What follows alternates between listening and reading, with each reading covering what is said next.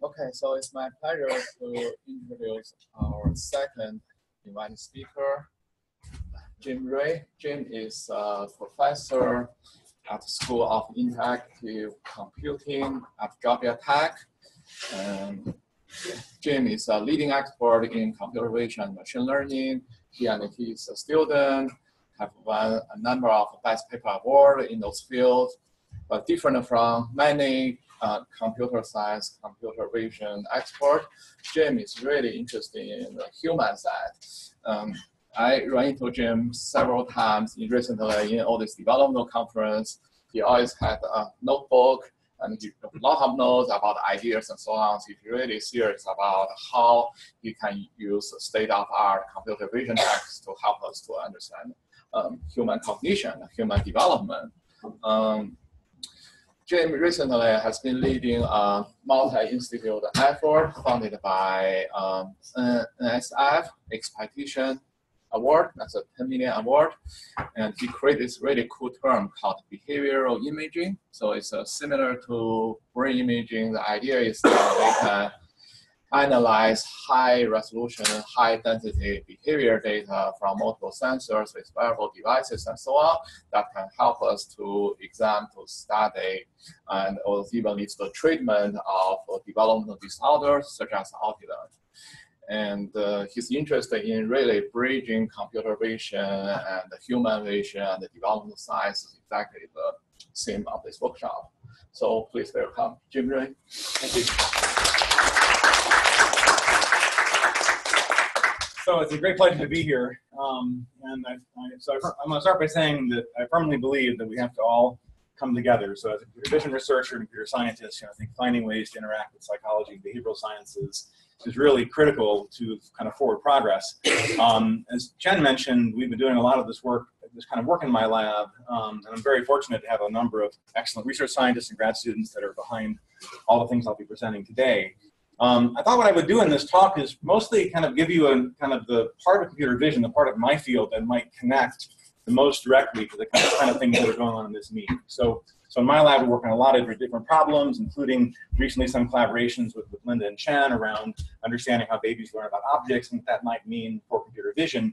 But I'm going to focus today mostly on some older work and some more recent work that really is kind of in the sweet spot, if you will, of what people in computer vision might sort of think about and be interested in as a way of giving you a kind of framing of that community. Because I think we have to work on building bridges between these different communities that are already out there, with a lot of people and a lot of activity. So I'll start with a sentence that, in the context of this room, it probably is not controversial. And it's really fantastic that Chen gave such a nice overview of this notion of embodiment and how it played out in the history of our field. But I will say that, at the time, I think there was some controversy around that idea when it was first introduced. And even today, if you go look at what people are doing in my community, most people are not really acting as if this sentence is true, because they're mostly working on data sets that they download from the internet and making progress along a very different path. So I think there's still actually a lot of work to be done to persuade folks sort of broadly across the spectrum of computer vision and machine learning that we have to actually care about agency and bodies and kind of embedding in the real world. So we have our work cut out for us in some sense. But the good side is that people are driven by cost, as Karen was telling us, and for grad students, the cost of getting data is actually a major cost that definitely colors the kind of problems people adapt and the kinds of challenges people take on. And the good news is that the sort of the hardware, if you will, that lets us collect first-person visual data has never been easier to obtain than it is today. And then the premise and the hope is that it's going to get easier and easier. Okay, so you can just buy all these devices and you can wear them, and then some of them make you look totally creepy, so you might not want to do it, during your daily life. But others of them are getting to be a little bit, less stigmatizing, and so there's this hope that people will begin in a variety of settings, work, play, life, health, and so on, to begin collecting more and more of this kind of data. And I think that's actually the key to really get this broad community of computer scientists at least involved. We have to get data and organize it and explain to them sort of what it means and why the problems are challenging in order to really get their attention. So that's what we've been working on for quite a while, over the years. Okay, so then what are the kind of fundamental issues here? So again, kind of my perspective on this has been coming from the computer vision community and asking, if you have this kind of video, which is for us a little bit kind of unusual video that was captured from the point of view of a human being or an animal that's wearing a camera. The question really is, what are the unique properties of this video? How does this differ from the kind of data sets that are very common, actually, and widespread in my field? Like you can think about a surveillance camera. You put it in the corner of the room, people come in and out and do various things, and the question is, what did they do and who's been there and so on. So this kind of surveillance video is very common. This kind of first-person video is much more new. And the question is, how do they differ? Are there some intrinsic properties to this wearable camera video that might make its analysis more challenging or interesting or different in some way? And it turns out there are, and I'll mostly in this talk try to go through and explain to you what some of those properties are. The other thing that's very exciting is that, not only is this hardware available, like I referred to, people are actually collecting data and they're actually sharing. So a recent study done by some of my colleagues at CMU sort of identified this sort of micro videos, the kind of very short videos people share on Snapchat and other kinds of social media apps. And around 12% of those videos look like they're being captured with these first-person vision cameras, like a GoPro, for example. So this is starting to penetrate kind of the mainstream, and again, the hope is that we'll see more and more of this kind of video emerging as a kind of available data source. And moreover, not just doing, crazy things like I'll never do this ever, but that's the kind of thing that you associate with people wearing cameras on their heads, but not just that crazy stuff, but you're having some meal and talking with your friends. And so the more this sort of technology can let us really capture kind of everyday life, the more we're going to have this unique window into behavior that we can then exploit if the analytic methods are there and are working well enough. So that's the exciting premise. All right, so given all these videos that I'm alluding to, what can we learn from them? And so really the way to think about this is sort of any sort of thing that you can think about that's interesting to study. As long as we have the right corpus, we can actually begin to pull information out of this video. And that's really the success, I would say, of my field over the last 10 years, is the ability to make things that actually work. So computer vision has gone from a really cool, exciting AI problem that, you as a grad student, you would have no problem working on it because that like it's going to be there the entire of your life and your children's life and your children's children's life. So there's no danger it's going to go away. So it's so hard. But then the downside, of course, is nothing was really working. So people didn't really care that we were doing this, on the outside, because they would look at it and say, well, I'll come back in 10 years. When you guys really know what you're doing. And that's really changed. So it's this ability to leverage data and machine learning. We'll hear more about that work later, I think, from other folks that are here. But that progress has really kind of made this become kind of a real capability, which is extremely exciting. All right, so let's just now sort of dive in and look at some examples. And I just want to highlight for you in these examples some of the properties we identified in this video, some of the unique features. And so one thing is the most obvious thing, the camera is moving with the body. Now, in our case, we're talking mostly about cameras on the head. So the camera's moving with the head. It's usually located facing outwards. So you're sort of seeing the same sort of workspace and view space that the human is creating as they move throughout the scene. So what are the properties of this video that you can go for? Well, you can obviously sort of figure out how the head is being oriented in space, what objects are being brought into view, where the person is orienting and going. And this motion of the camera can then reveal lots of interesting things about behavior.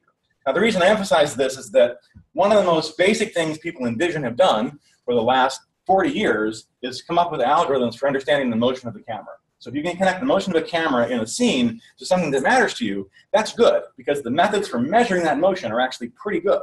And they're getting better and sort of faster, and then they're available, and people are starting to build them into hardware. So you can really imagine that that capability is going to be widely available. And so if that camera motion connects to things you care about, then it's really good. Now, another thing you can get out of this is hands. And so here's an example I'll show you in a second about the ability to sort of understand what hands are doing. And again, in this first-person paradigm, you see the hands a lot. And so I'll show you specific tasks that are designed so that you see the hands a lot. But there's a sort of general idea that we'll be able to tell what someone is doing because we can see the workspace in which they're operating. And the last is gaze, eye tracker, which is really, I think, a lot of folks here are excited about and using that technology. And one of the points of this talk, actually, is that there's much more to this first-person paradigm than just eye tracking. So you can put a camera on someone's head much more cheaply and easily in some sense than you can put an eye tracker on someone's head. And the good news is that camera alone, without the tracker, without the eye tracker, is actually able to give you some useful information, which is kind of it broadens and extends the idea of what we can accomplish with this technology. All right, so here's one example. I'll just get right to it. So this is a little video clip from my lab where we go in and make peanut butter jelly sandwiches and various things all day long, and then look at how people do it with their hands. And so this is a little graph on the right is just showing some standard head tracker. That's a commodity technology that's out there. And if you were watching, you can see that as the student is kind of manipulating this plate and it's kind of not working out too well, and then they kind of lean in to sort of get a better idea and bring their hand into play. And all of that sort of leaning and moving that they're doing with their head while they perform this operation, that's all visible directly in the output of this head tracker. So this kind of head tracking technology is available today and already gives you some insight as to how someone is sort of organizing their body relative to this task. The second thing that's readily available are hands. So this is an automatic algorithm on the right that's producing a hand mask from this video on the left. And you can see we get very high quality masks of the hands. We can identify individual fingers. We can identify the configuration of the hand. And so this is just a 2D sort of mask, which we're using for a lot of our work, but other people have gone on, and there's a lot of exciting new work on this topic as well to actually recover not just the 2D, but actually the 3D. So some notion of the configuration of the hand, the pose of the hand, and doing this for hands and bodies with a very similar kind of technology pipeline. So again, sort of the hands as a kind of signal about what someone is accomplishing or trying to accomplish is actually now something that is measurable. So you can think about collecting video and then asking, where are the hands, what are they doing? And those are no longer science fiction kind of questions as far as the technology is concerned. I think we can actually deliver kind of very real solutions right now based on where the state of the art is sort of going. And so just to tell you about how that works briefly, this is actually a pretty standard technology now, although it's only a few years old. And it's based on, of course, deep learning, which you've probably heard about. And I'm not going to talk about it, but except to say that it really is real.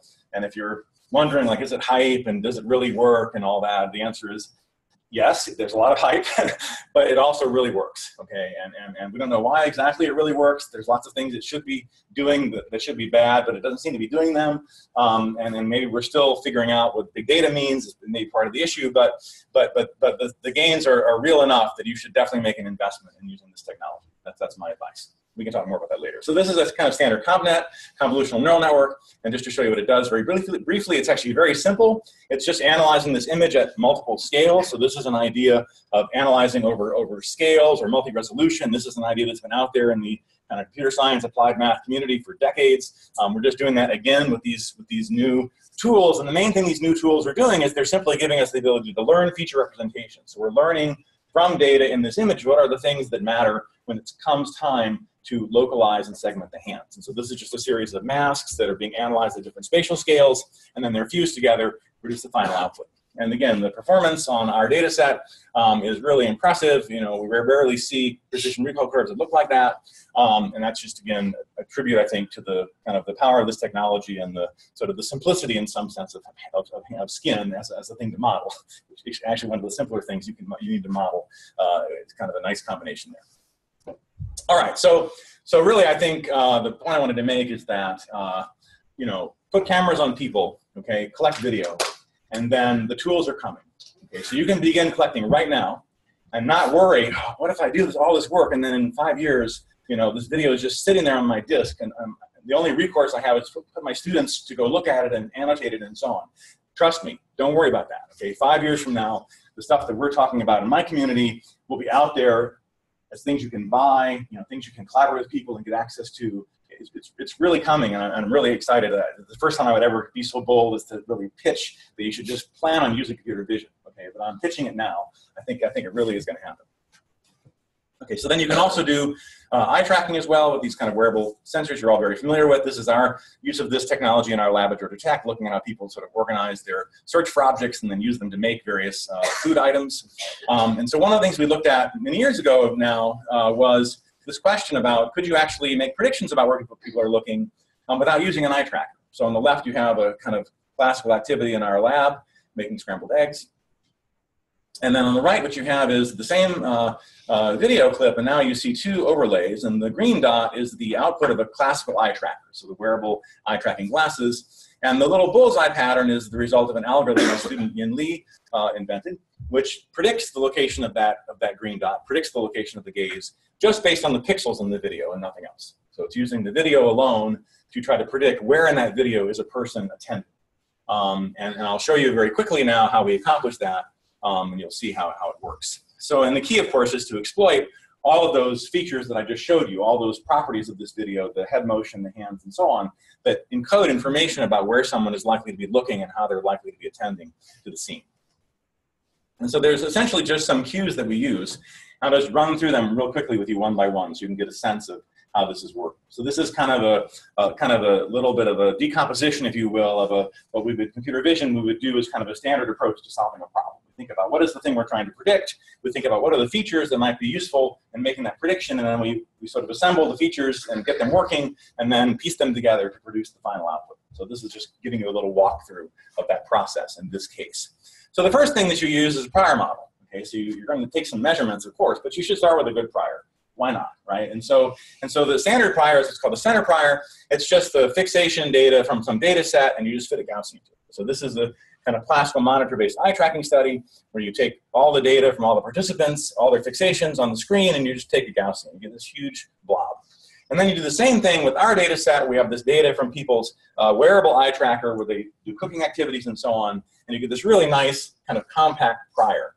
And it makes sense why this is, because in real life, you don't use your eyes a whole lot. You mostly use your head. So if you're going to go over there and talk to Karen, you don't do, hi, Karen, that talks pretty good. I really liked it. You turn to her first, and then you talk to her, So your head is moving. So then because of that, your eyes are making these really small motions. It means that this distribution over your eye locations is very compact. Now, that's nice for a couple of reasons. One reason is that it means if I have no money to spend on anything, but I want to get some idea of where somebody's looking and they're wearing a camera, I just guess they're looking right there, It's not a bad guess. I mean, it's not very, very good, but it's a lot better than nothing. It's way better than random, okay? So that's kind of nice. That's just kind of nice property. And so on. So let me just take you through the others. So the second one we can use is the head motion coordinated with the eyes. Here's a kind of standard example for the sort of large gaze shift that you're going to perform here in a second. And you can see how this involves the coordination of the eyes and the head. So there's a natural relationship there, and we can model that relationship of head rotation and eye displacement off the center prior and use that as a second cue for making our estimation. So here's a typical kind of plot, a kind of linear relationship between velocity of the head. And this we can get from the video directly using the same methods I was talking about earlier. And this can also be measured with other sensors as well. If you put a gyroscope and accelerometer on the head, which is increasingly easy to do, then you can get this with other signals, other sensors as well. So this becomes another cue. Which your y-axis has been cut off, so I just wonder what the numbers are. Ah, that's a good question. I think it's probably just in pixels. Oh, okay. Yeah, I think it's just in pixels. But yeah, sorry about that. I don't know why that. I don't know if I've been giving this talk for that many years and this is always there. And you're the first person to notice it. I could be actually. It's kind of. I feel really bad about that now, but I'll fix the slide. I can guarantee you that. All right, thank you for that. No, it's on my screen. It looks fine. I was actually interested in how big the eyes, how big the gauges were. Be nice to know what the normal span of gauges are. It's going to be too much trouble to fix it now. There's something wrong with this thing. How about if I'll fix it and I'll bring it to you when I get this done. Okay, but last but not least, the cue that really helps us the most are the hands. So these are obviously tasks that involve hand-eye coordination. We deliberately chose these tasks as the thing to study because they give us the most information kind of coming together. And in these hand-eye coordination tasks, you're really working with your hands and coordinating them. So it's natural that your gaze would follow them. And so in fact, what you can do is just put down a reference frame on the hands defined by the configurations of the hand. You see 4 different configurations shown here, and that reference frame lets you then measure the gaze relative to some stable coordinate system. Stable because it moves with the hand. So as your hands move around in your workspace, your gaze is going to follow what you're doing with those hands, and this gives us a very stable reference frame from understanding where that gaze is likely to be allocated. Yes? Sorry, how much about the hand can you figure out, like about the posture? Can you actually get numbers? Yeah, I think we can do that now. We did this work a couple of years ago when the ability to sort of really pull the hands out in a fine-grained way didn't exist. So the reference frame we're defining initially in this work was based on a very kind of crude hand mask. But now that we've gotten this new advances, I think we can actually go a lot farther. We're working on that now with one of my students, but I don't have any findings for you. But I think that's very doable. So if you're interested in that, we could talk about how to make some of that technology available, because I think it's very doable. And so just to show you how that looks, so this is a density plot of the gaze points relative to this hand coordinate system, and you can see these very, again, nice compact Gaussians. So the distribution is actually pretty compact if you can sort of get it in the right coordinate system. And that's really the lesson here, is the ability to do that. How much is this dynamic? How far back in time? Yeah, I'll address that in just a second. So here's the model that we use to fuse those different cues that I mentioned and produce a final prediction of where the person might be looking. And it's really a relatively short time scale model right now. So it's really just kind of, there's this temporal connection up here. This is what's called a conditional random field model. And it just models a kind of hidden state, which is the XY of the gaze point. And then it models an additional state of whether you're in fixation or saccade. And then there's just this kind of connection, pairwise connection, and we're just getting features over essentially pairs and triples of frames. So it's very short time scale modeling being done here. And that's really was a deliberate choice because we didn't really want to bite off an actual kind of attentional modeling piece at this point. Think of this more like a smoother that just kind of smooths out in time the estimates coming from these features. This is mostly feature fusion and smoothing. It's not really a model of attention or how attention might be allocated at a higher level. It'd be interesting to think about how you might add those kind of models in to a setup like this. We haven't done that yet. Have you compared to the attention models? No, we've really done nothing to try to compare this to an actual kind of, computational attention model. I think it's a very interesting thing to look at. We just, none of my students sort of have gotten to it so far. Yeah, but it could be very interesting. Because the nice thing is we can really, say things now at a pretty fine-grained level about the things that would be driving attention, right? So which I think is the new thing. It's more fine-tuned with a series of tasks or that's right. set of tasks. Well, the task here, the task that we're tackling, I mean, it is in a common domain, which is kind of cooking activities in a home. So in that sense, it's a common task domain. But if you look at the kinds of things people do with their hands, it's very diverse. They're manipulating tools, chopping, stirring, moving things around.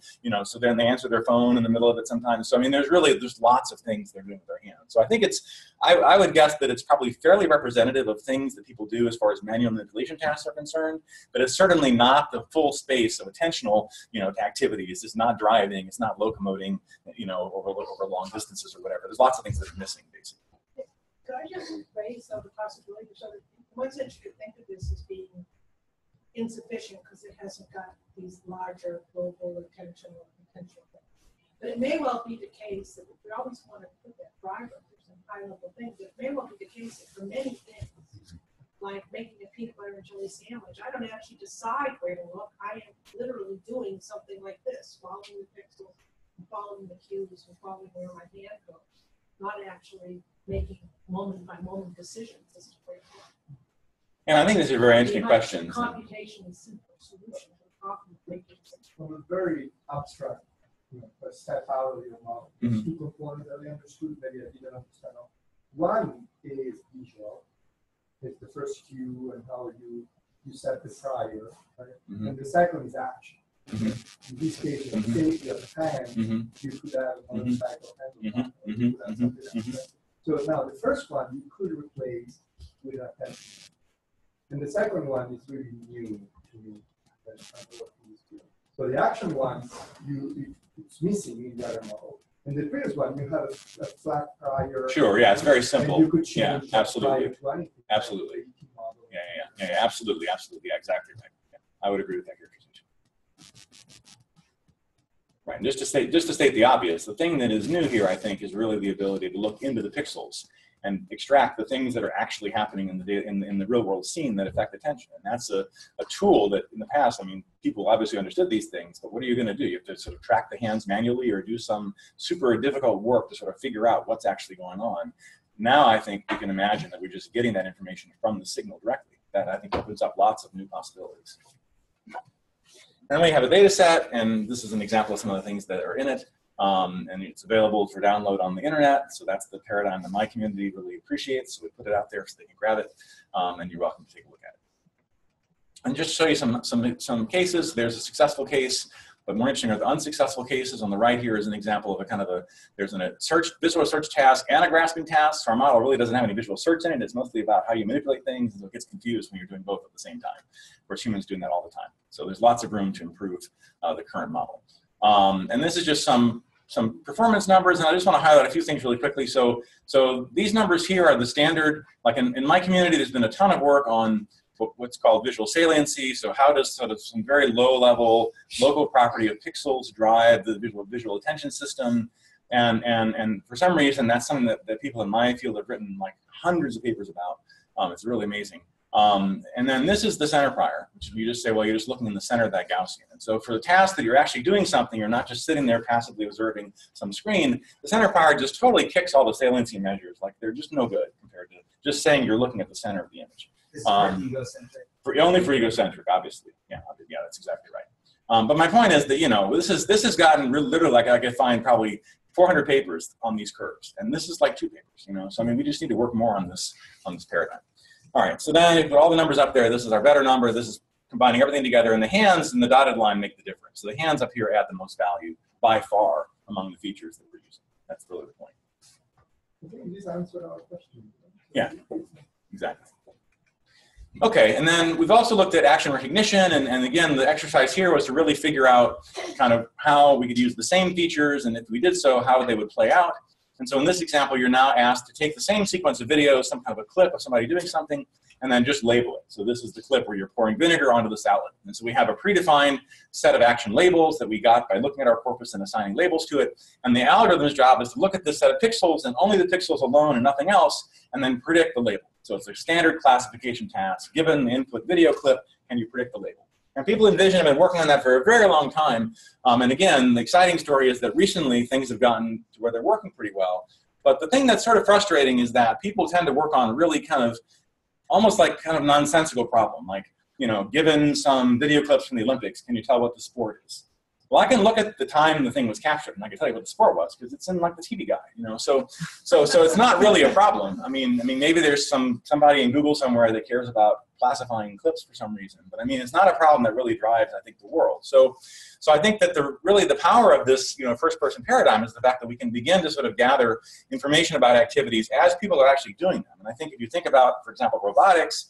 You know, you really would like robots that can actually do useful things to people, but no one's going to ever write a program about how to make a salad because that program would need to be followed by 1,000 other programs to really get this robot doing something useful. And so no one's going to do that. So we have to, you know, figure out how to teach our robots what to do. And again, I think this is a great paradigm for teaching because you can actually see not just the high-level label, but all the specific movements people are making to accomplish their task. And so that's one of the directions we're going with this work is to start to connect it back to robotics. But I'm not showing any results on that today. And then there's some healthcare applications that we're also very interested in, and I'll show one example at the end. So this is just really just an exercise here in taking, and these probably are not familiar to you, but these are the kind of standard tools people in my community used all the time in the past to classify actions and activities, more broadly speaking. And really the main thing to take away is that they're mostly about the motion. So the thing that we could reliably get out of a video in the past was the motion. We had a lot of tools for that. And so people came up with some actually very clever ways to represent that motion information that afforded the ability to map those movements into these predictions of what was the actual action being performed. And so our question was, we take those standard things people have used all the time, and then add to that these features that are really unique to these wearable camera videos, you know, does it make a difference? Like does it add anything, and if so, how much? So that's what we did. And I'll just give you the punchline. So it turns out that adding these features does help quite a bit. So if you just focus on this last set of bars, this is our biggest data set, then basically these bars here, going up the left here, they represent adding kind of standard features into the mix. And there's a little bit of tricks you have to do to put some of these motion features into our first-person paradigm because the camera moves a lot, which isn't so common in other tasks in Vision. So we had to modify some of the features to account for that.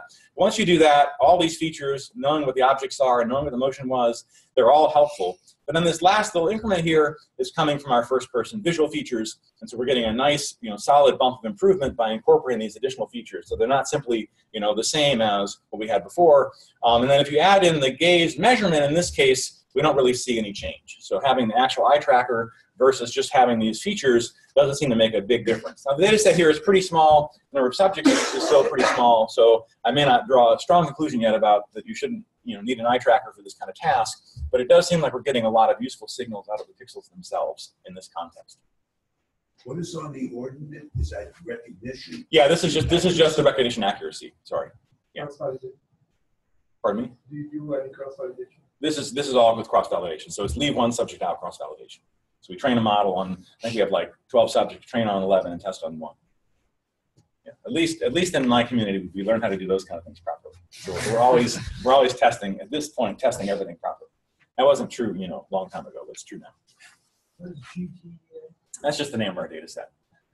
This is the GT. This is the Georgia Tech Egocentric Action data set. Okay, I forgot to hype that up enough in my talk. It's just the data set that we collected at Georgia Tech, and then we want you to know it's Georgia Tech, so we put GT right in the very beginning. So you're going to say GT all the time when you use our data set. So, the importance of having, are you jointly modeling eye gaze and head movements, or just? So, you know, we're not really in the modeling business at this point. We're really in the signal analysis business. So the model we're doing is the simplest model I showed you, this linear model. It's like, it could not be simpler and actually work. And I'm sure that it can be, you can do much more sophisticated modeling. We're just not doing it. We may do it. I reserve the right to do it, okay? But we haven't done it yet, is what I'm saying. So, if I'm following this correctly, I mean, first of all, this stuff is marvelous.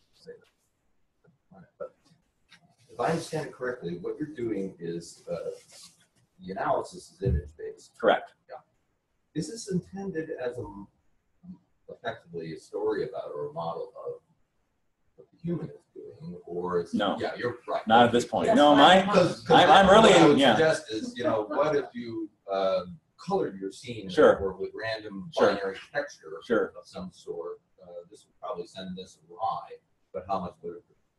Yeah. No, I think there's a ton of work that can be done along the lines of your questions, and that's exactly why my group is so excited about engaging with a group like this. But this really, for us, has been a dialogue with our community. Really, we're using the methods that are persuasive to those folks, I hope, to convince them they should really move into these other areas that are exciting. We're trying to communicate why is it exciting and what are the differences so that we can win over my colleagues. So the people you can collaborate with is not just, you know, me and David and a few others, but it's really this whole, you know, 3,000 people coming to Hawaii in 2 months, and they all want to work with you. Like that would be our long-term goal. Okay, we'll see how successful we are.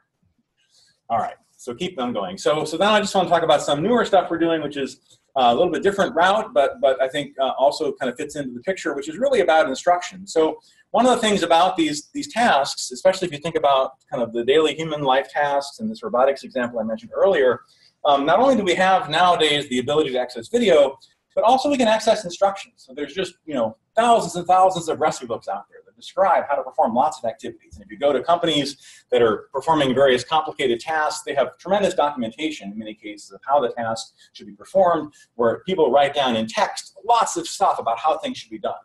And that information is out there, but we, generally speaking, don't use it. And it's because of this giant gap that is kind of the core of computer vision, the gap between a written description of something and an image or a video, which contains implicitly that same activity, but there's no connection between the two. So there's been a lot of recent work in my field on trying to address that gap. People have been working on, for example, how do you take an image and annotate it with a caption that might make sense? You're describing a picture with sentences or with words. And then people have done a little work in the video domain where they're saying, given a video clip, could I generate a sentence that represents that video clip? And most of that work is really exciting to people in my community. But if you were to look at the results as an outsider, you would say, like I kind of said earlier, well, I'll come back in 10 years, I'll see if it's working then. But the thing that I think is actually more tractable, and I think we can actually do it, is not generating text, because it's a pretty hard problem to generate the real text, but rather taking the text that matches what you've already got in the video and just trying to line them up. And the advantage of lining them up is then you can essentially take that corpus of text and the information it contains, and you can begin to sort of figure out how that set of information might align with your video. And if you could do that, then that information in that text would be now a source of knowledge, prior and other kinds of conditional models that you could imagine that could then be used as part of that video analysis process. So that's the idea. So I pretty much just said all that. There's just tons of text out there. We should take advantage of that. And then in particular in robotics, I think this is, you know, very exciting. And so the challenge for this, for vision people, is that this now forces you to work in continuous video. You know, you just have this video of somebody making scrambled eggs, and you've got a recipe of scrambled eggs, but you have no idea where in the video are the eggs being cracked and where are they being stirred and fried and so on. And so you've got to really kind of dive into this continuous video. And then the text you have is, you know, it's this common problem we have with text where people, they only write down the things that are not obvious because they're writing for humans. So for humans, you know, you don't tell me, you know, grab the egg in one hand and slam the egg against a sharp edge of a container. I know how to crack an egg. Just tell me, you know, to do it. That's all I need to know. And so that's that gap again, that the text is not detailed enough. So then we have to fill in that missing information. And so I have some findings on that I can show you briefly, and just to give you a sense of how we're thinking about these things. So of course, nowadays we're using these deep learning tools for all of this work, and I won't really talk about the details of it too much, but basically there's two key parts to this. So one is that we have to figure out a way to localize in the video clip, which is this long thing, it's like 10 minutes. We got to localize where in that 10 minutes are the actions likely to be happening. Because we don't know where the actions are happening, and we don't know how to take the video and align it to the text. Because the text is describing the actions, not the stuff you do when you're not doing anything. And so then for that, we need a way to propose, given this video alone, where the actions might be located. And those things are called action proposals. And there's been a lot of recent work on how to produce them from video. And we have a way of doing that, which is, again, using these first-person visual cues. That's the hammer we have right now. And we have some results that show that when you're dealing with our kinds of videos, those cues are actually very powerful, giving us a way to home in on the parts of the video where the actions are occurring and kind of reject the things that are not very interesting. And so this is the feature extraction. It's just the same ones you saw before. We're passing them through some now. This is some jargon here, but these are kind of the standard deep learning pipelines that people are using that seem to be performing pretty well. And then we have this model, which is, again, sorry for all the jargon here. I should probably have de-jargonified the slides. But this is some LSTM, some long short-term memory model. It's kind of, think of it as a temporal model that has information flowing in both temporal directions, and then all of the features in this model are learnable from data. So it's fully learnable, both the dynamics, the transitions, and the feature representations. And people are using these models to build a kind of learnable temporal description of what's happening in a video. And so we're getting pretty good proposals from this approach. We're also doing some work with just detecting objects. I'll just skip that because that's pretty basic. And then this is the part that's the other part that's key, is some NLP analysis. So we have to take take the recipe. That's just a very kind of short description in text, and we have to essentially expand it into a set of entry points that might connect to the video. So we take all the words that correspond to nouns. We can find the nouns in the text. We take all the verbs in the text, and then we do what's called a word-to-vec embedding. So we sort of plot these word tokens into an embedding space. We can access all the other things that are related to it based on a large textual corpus. So it'll tell you, for example, that if you're talking about stirring, then that word stirring is going to be connected to a spoon and to a whisk and to a variety of other nouns that are implements that are being used. And that lets us create enough kind of entry points where we can then go look for the object we detect and try to connect them back to the recipe. So, sure. So if you take a movie that has clips where there's cuts and there's action that are defined by cuts. But we don't have that here. It's just continuous in our piece. All right, I understand. Yeah. But the second works. You have two layers, right? Right. One is action proposal. Right. So the second works great when you have something that's already predefined. Well, I'll show you the answer to your question actually in just a second, and I wouldn't say that it works great. Okay. So here's the results for action proposal, and these are better numbers than people above us, which is why I think we'll publish this paper eventually. But it's obviously not perfect, so we have lots of work to do still. And then this is the accuracy results, and just to get to your question, so again, this is average precision here.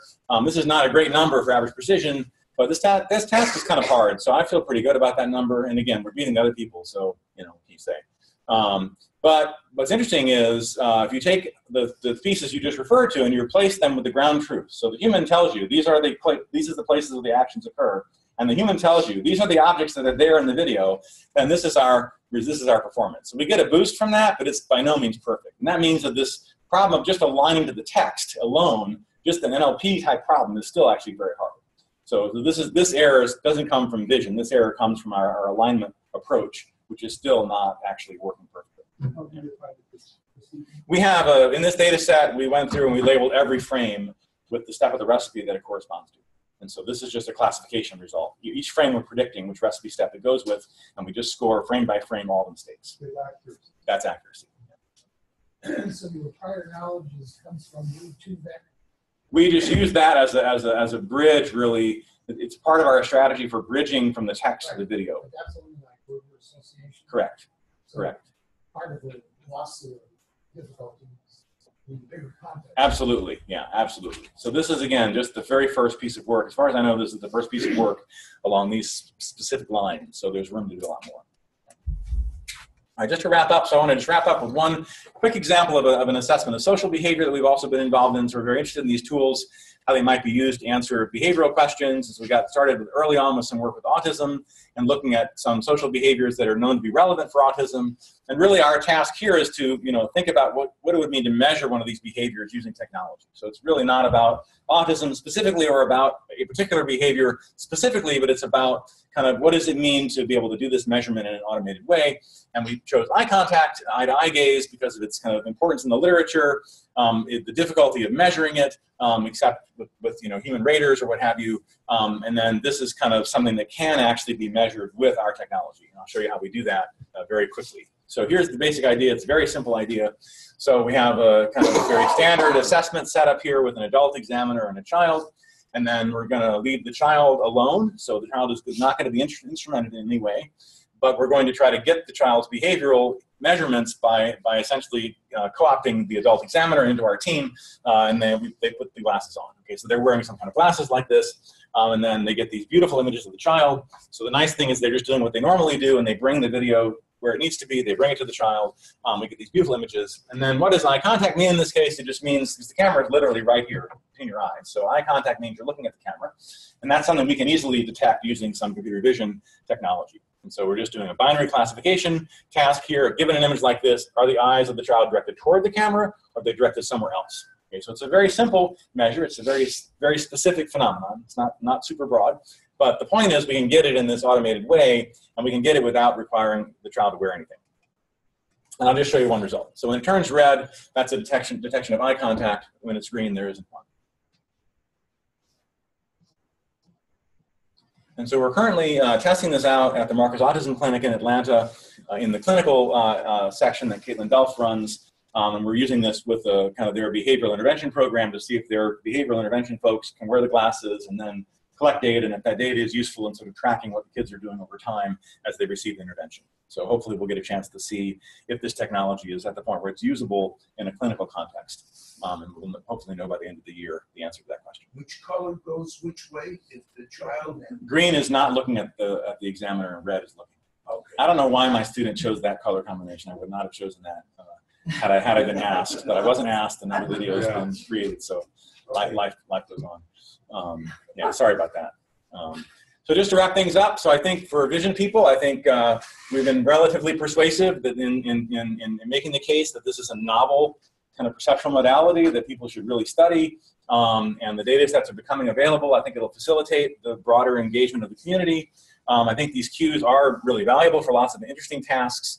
I think there's a way to use this to provide some new methodology, and hopefully we'll figure out in the course of this workshop how to make some of these tools available for everyone to use and let you all ask more interesting questions than you were able to ask before, because the technology is now there to support you. Thank you.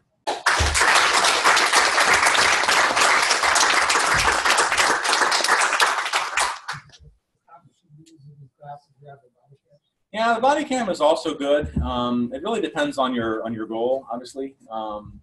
Yeah, there's a whole lot of stories about that, body versus head and what people, prefer for different reasons. I don't think it's totally clear. I mean, the body thing is the most convenient by far, so you can understand why that's probably the first thing people reach for, but there's a lot of other issues going on there that are complicated. You need the gun cam. They have that too, actually, believe it or not, but it's not widely used. How long does it cost to run these models that you showed? So yeah. If you have 1 hour match of data for a subject, 10 subjects. Yeah, so it varies a lot. The methods vary a lot in their computational complexity. The things that are doing kind of the low-level stuff, like predicting where someone is looking or detecting eye contact, those are actually quite fast. We could essentially run those in real time if we made a little bit more of an investment in their mapping onto some good kind of hardware platform. So those I think are quite, you could easily imagine beginning to use them in some very real context, or as an experimental person, it wouldn't take you more than real time, which is maybe slow, but but it's way better than what normally is. Like 5 times real time is pretty normal, and that's super slow. So I think it's getting to be usable. The thing that does like the sentence mapping stuff, that's much slower because it's more complicated, and we're using these models that are computationally more demanding. So that's that's not close to real time at this point. I don't even know how slow it is, but it's slow. So it varies with the task. As an attention theorist, what I find a really important lesson is that in our constrained laboratory tasks, there's a very close alignment of I need to use that attention. But in the real world, it's where enemy is the measure of attention rather than I do. It's something we don't pay much attention. Those easy laboratory tasks. Well, I think you've got it's a limited data set, and I think we really don't actually know the answer to that. I mean, there's an awful lot of information in here, for sure. But you do need your eyes. Sure. I would disagree. I would not disagree with that. Jim, I know this may not be in the community you work in, but do you know anything about using this methodology with hearing impaired? I don't know anyone doing that. I don't know of anybody doing that. Maybe people in this room are doing that. I would say if people in this room are not doing that, then nobody's doing that. Probably. Well, that's why I'm asking the question. Is this something you don't know about?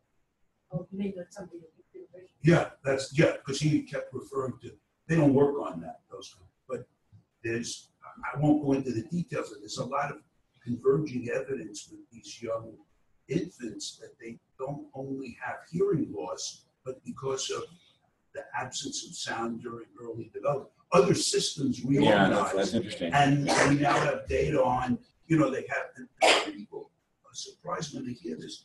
You say, they have problems in visual spatial cognition and tests, neuropsych tests that assess these domains. And they say, oh, the kids, Dad, why would they have problems with vision? Well, all these systems are connected together. So they don't only have hearing loss, they have other comorbidities too. But people in our field, the audiologists and the neuro-otologists, they don't ever study that. They don't study the brain. Yeah, I think there's a lot of opportunity then in that case. Yeah. So in all these videos that you're talking about, do they help sound? Oh yeah, there's always sound. We just don't include it. There is sound. Oh yeah. Yeah, there's sound in all these videos. One would imagine that's The glasses have a little microphone. The sound quality is pretty terrible. But another component to that. Right. Right, for sure. So you presented some work suggesting like if you know where the hands are, it increases gaze accuracy. Are there other signals that your lab is interested in, like posture? Yeah, for sure, posture is interesting. Yeah, we talked about that a bit. Are there any specific ones you're really going to focus on, or is it obviously hand makes sense? Well, so one thing that I think is interesting is to go back to visual search, because it does occur a lot in daily life too. And again, I'm really motivated by the fact that the object detection stuff is working so well now. So you can start to imagine that you might be able to just quickly get a kind of instantaneous impression of all the objects in a scene that are there, and then you could begin to think about how those objects might, manipulate how people are attending to that scene, and that might be interesting to study. And I think it's possibly doable now. So not just saliency, which usually the way it's defined is a really kind of very local property of the image that may or may not be super helpful at any point in time. And then there's been work on object saliency, but that work is kind of fake. So I think the in terms of what people in my field do is the data sets are really contrived. But now I think with the technology for detection that we have, you can think about real world naturalistic scenes and being able to sort of pull the objects out. So we are thinking about in driving and some other contexts how that might be valuable. Would be really useful to have the statistics like across the day. I agree. We actually have a project on that, which Miley actually helped us start when she was with us at Georgia Tech.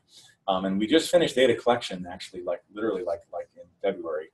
and we haven't done any analysis yet. But I'll just say briefly what that is. So the project is to do exactly what you were suggesting, to sort of go out into Atlanta, to take a convenience sample of a broad cross-section of the Atlanta population and ask folks to just wear these pivot head glasses for a couple hours a day and just record, during their daily life. And it was mostly an exercise to see if people would do it, if they would do it, how much we need to pay them to do it, and then what kind of video we get back.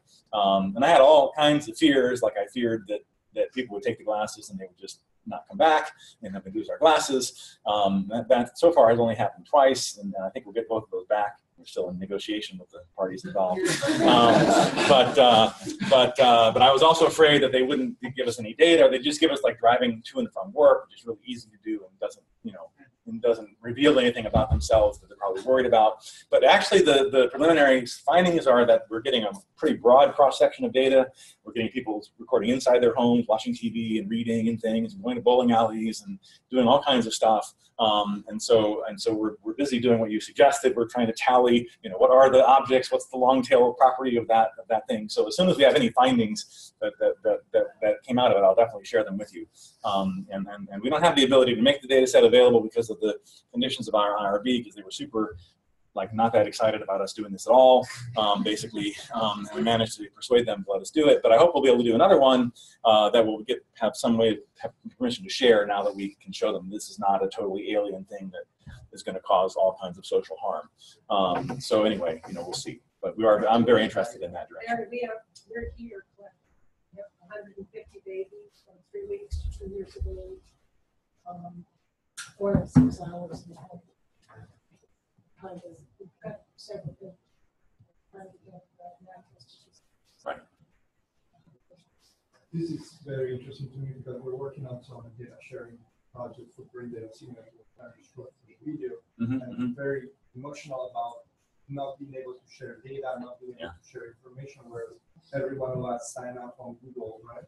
And as you do that, you guys will be selling out your police to these companies. But as researchers, we cannot do that. Yeah. So, but at the same time, I'm also curious about that plot that you plot, which is related to your comment about we don't know what big data is.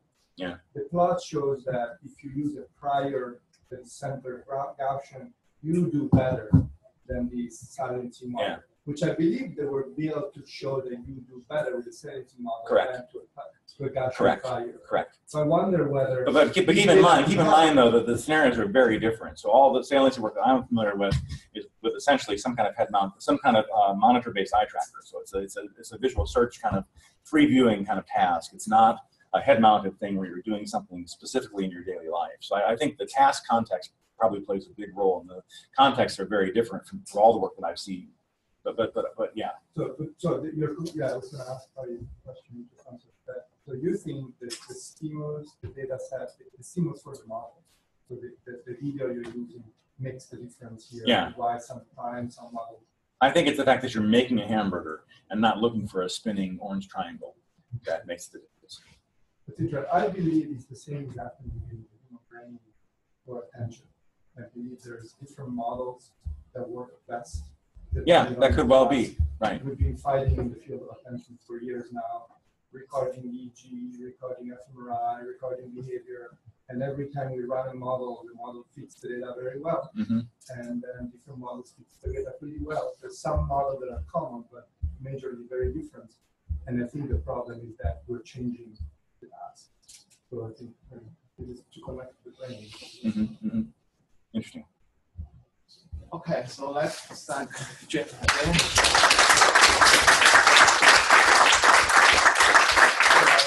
Coffee break. We'll come back.